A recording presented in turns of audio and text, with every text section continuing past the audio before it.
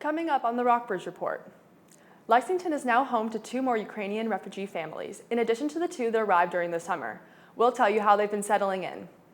We'll also update you on some plans to get your kids caught up after the pandemic. Follow downtown Lexington businesses live as they're preparing for the holiday season, the biggest driver of their sales. Later, our weather anchor Josh Darrow will tell us whether we'll be getting some of that turbulent weather hitting other southern states. Stay with us to also learn about the Virginia high school student that started a club which will leave you drooling. My name is Jack Alexander Cheatham, and welcome to Charcuterie Club. All that and more coming right up.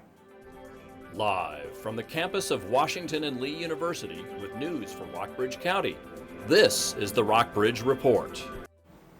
Welcome to the Rockbridge Report. I'm Jenny Helwig. And I'm Caitlin Tompkins. Breaking news. Moments ago, the U.S. Senate voted to avert a freight rail strike that could cripple the shipping industry.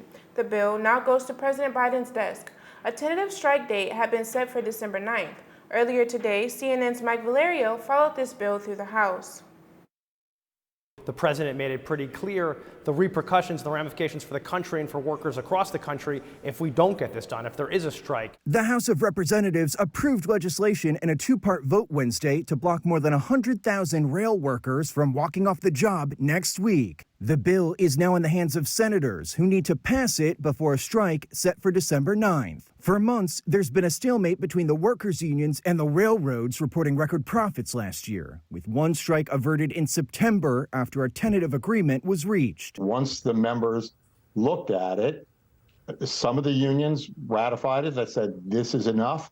But a lot of union members felt, particularly in the wake of the pandemic, that paid sick leave was something that they had to have. President Joe Biden asked top leaders in Congress to get involved this week after previously being reluctant to step into the fight. But ultimately, he decided the economic upheaval a strike would cause couldn't be ignored. Business groups fear a freight rail strike would lead to widespread shortages of food and goods, to prices spiking and commuter train interruptions. One economic group estimates it would cost the U.S. economy $1 billion in just the first week. Unions say walking off the job is a last resort, but one they're willing to take so rail workers can get their demands met. They work really hard, very dangerous jobs. Many of them work outside, exposed to the elements, to chemicals, musculoskeletal injury, and they need paid sick leave. President Joe Biden welcomed French President Emmanuel Macron today for Biden's first state visit. Biden said that both countries are united in dealing with Russia's invasion of Ukraine, and that their alliance is essential to their mutual defense and preserving democracy. The 2 leaders also shared their concerns about China's increasing assertiveness in the Indo-Pacific and European dismay over aspects of Biden's signature climate law. A campaign to vaccinate the elderly has sparked hopes that China might roll back severe anti-COVID controls that prompt protesters to demand President Xi Jinping's resignation. But the country faces daunting hurdles and up to a year of hard work before quote-unquote zero COVID can end. Health experts and economists warn that a vaccination campaign will require months, and China needs to build up its hospitals and work out a long-term virus strategy. They say quote-unquote zero COVID is likely to stay in place until mid-2023 and possibly as late as 2024. Representative Hakeem Jeffries was elected to become the next House Democratic leader. He will be the first Black American to head a major political party in Congress at a pivotal time, as longstanding Speaker Nancy Pelosi and her team step aside the next year. Jeffries is vowing to seek common ground with Republicans as his party moves into the minority of Congress.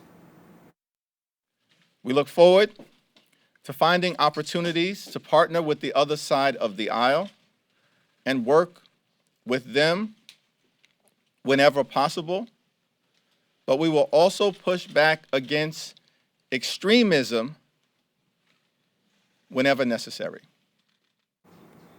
The House Democratic leadership trio, led by Jeffries, includes 59-year-old Representative Katherine Clark of Massachusetts and as a Democratic whip, and 53-year-old Representative Pete Aguilar of California as caucus chairman.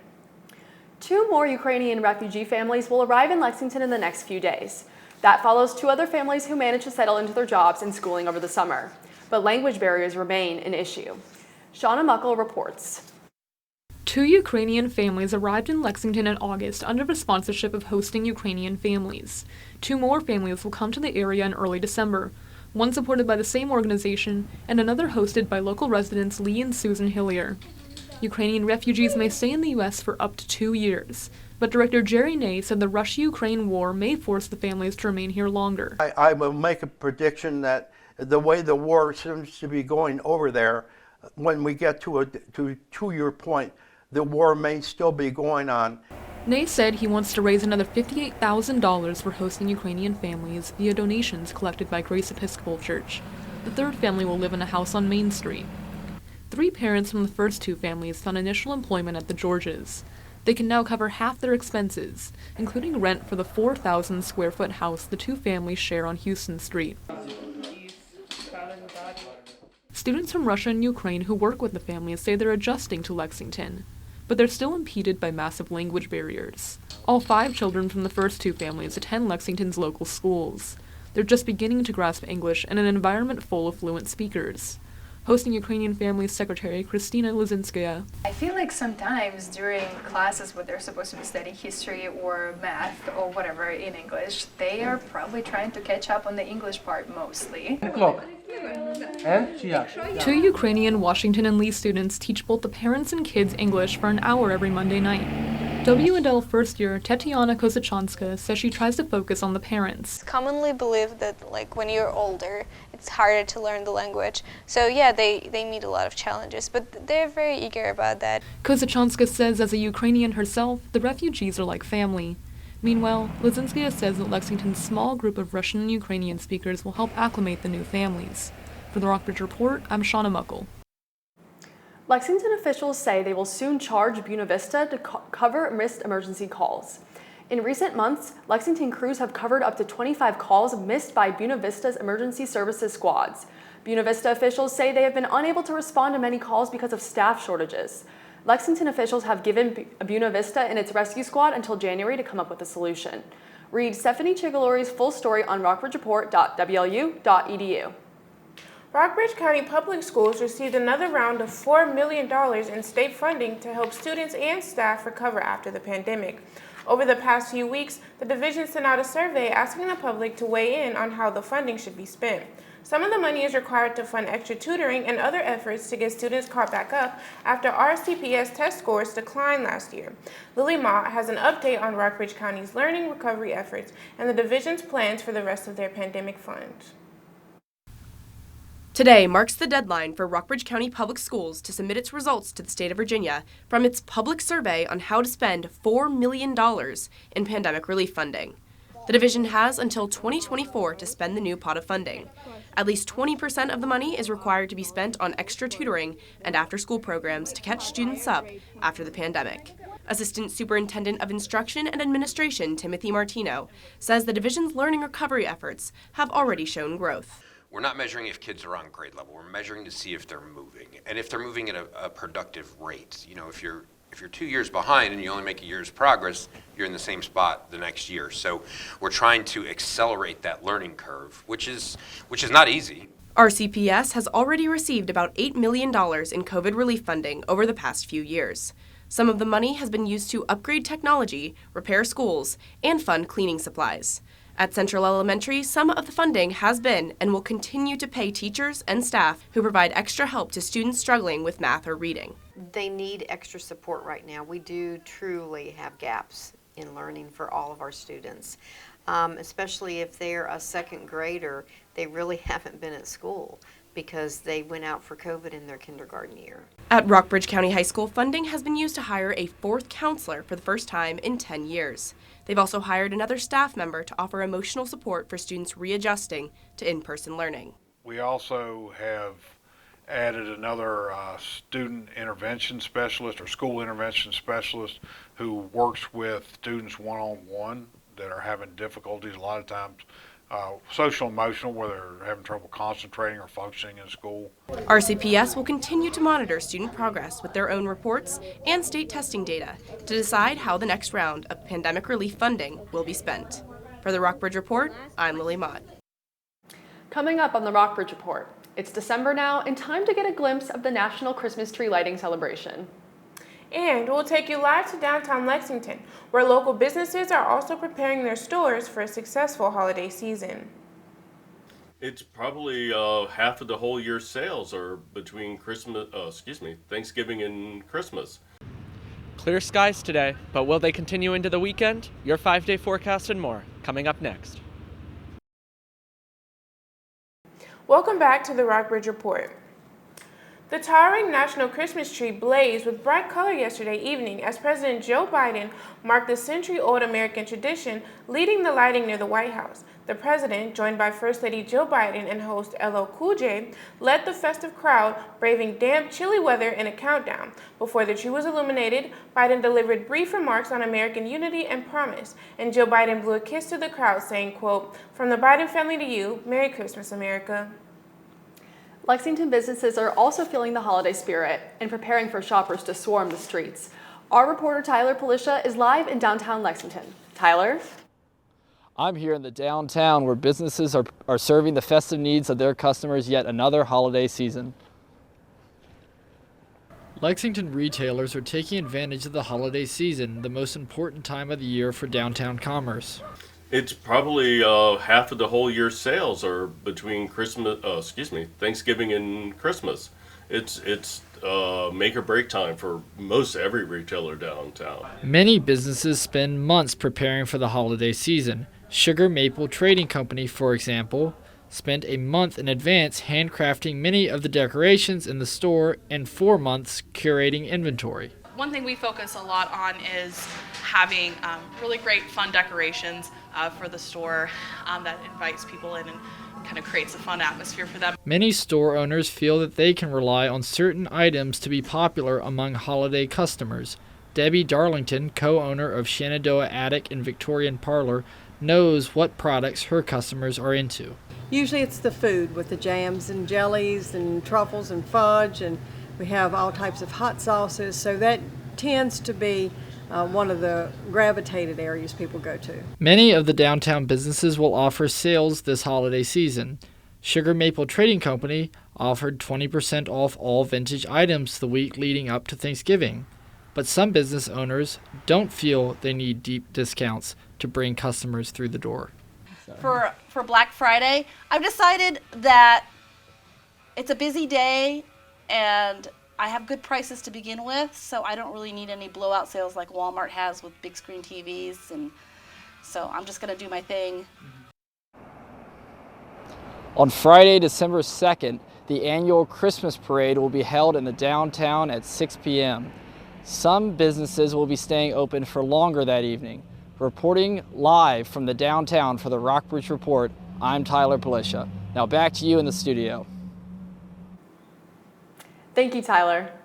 Coming up after the break, dozens of tornadoes whipped through several southern states in the last few days. We'll tell you whether we'll be getting any similar winds our way. And later on, this high school seniors extracurricular club is so cheesy, you'll want to join in on the fun. Welcome back to the Rockbridge Report. I'm Jenny Helwig. I'm Caitlin Tompkins. And I'm Josh Darrow. Dozens of tornadoes swept across 3 states yesterday and Tuesday after a weather system ripped across the south, killing 2 people and damaging dozens of homes. While the worst of the threat is over, residents now have the long process of cleanup ahead. CNN's Gloria Pazmino has more. She was just screaming and hollering, everybody was scared. Severe storms and tornadoes swept through parts of the South Tuesday into Wednesday morning. The National Weather Service said at least 30 reports of tornadoes were made since Tuesday afternoon, mostly in central and southern Mississippi, Alabama, and Louisiana. You know, we're about to sit down and eat, and wind started hitting. We tried to got to a safe place as fast as possible, and as soon as we got there, it was over. I made it into what I call a safe room, and by the time I got there, it was over. It might have lasted maybe 15 seconds. In Mississippi, an entire bridge washed out. Trucks overturned on the highway, and a local firehouse sustaining major damage. From what it looks like right now, this building will have to come down, and we'll have to start the rebuild process. In Alabama, this apartment complex was ripped apart, exposing the inside of homes. Displaced residents taking shelter at a local middle school. Threats of severe weather remained during Wednesday morning, but the system is expected to diminish through the afternoon as it makes its way across southeast Georgia and North Florida. I'm Gloria Pasmino reporting. Some real destructive weather down south, and Lexington has had its fair share of windy weather too. We've had some serious gusts lately. Right now we have a live shot of Main Street in downtown Lexington, and we can definitely, it's a clear day, but you can definitely, if you step outside, feel all that windy weather. Looking at our current conditions, we can see a high of 48 degrees and low of 28 today.